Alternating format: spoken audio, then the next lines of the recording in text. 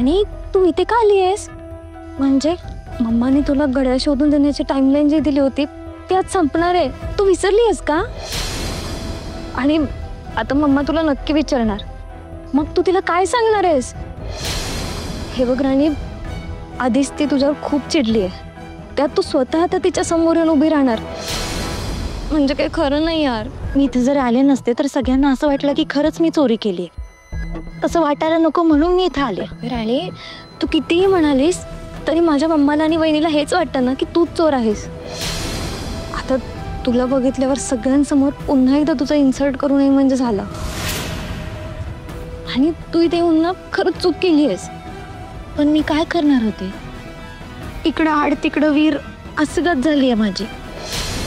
हो ना यार, पण या सगळ्यावर तुझ्याकडे काय सोल्युशन आहे? म्हणजे तू चोर नाही आहेस हे तू कसं सिद्ध करणार आहेस?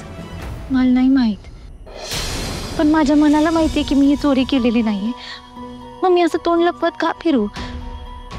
अश्विनी, मी ठरवलंय, आता किती पण संकट समोर आले ना तरी मी मागं हटणार नाही.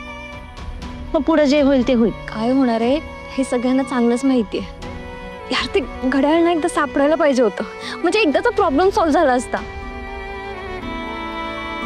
मला का माहित का सारखं असं वाटतंय की ते घड्याळ इंद्रजित सरांच्या गाडीतच पडलंय.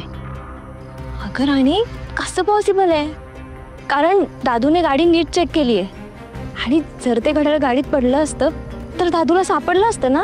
जेव्हा नशिबात दुसरं काहीतरी असतं ना तेव्हा डोळ्यासमोर असणारी गोष्ट पण कधी कधी दिसत नाही. म्हणजे तुला काय म्हणायचंय? माझं मन मला सांगते ते घड्याळ इंद्रजित सरांच्या गाडीतच पडलंय.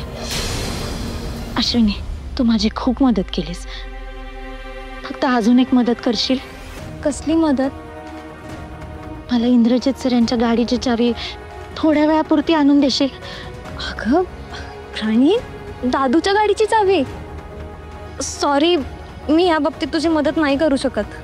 आणि जरी मी त्याला न विचारता तुला चावी दिली ना तर तो खूप रागवेल यार माझ्यावर. आणि माझा दादूचा राग खूप डेंजर आहे. आय एम सो सॉरी राणी, पण मी तुला नाही मदत करू शकत.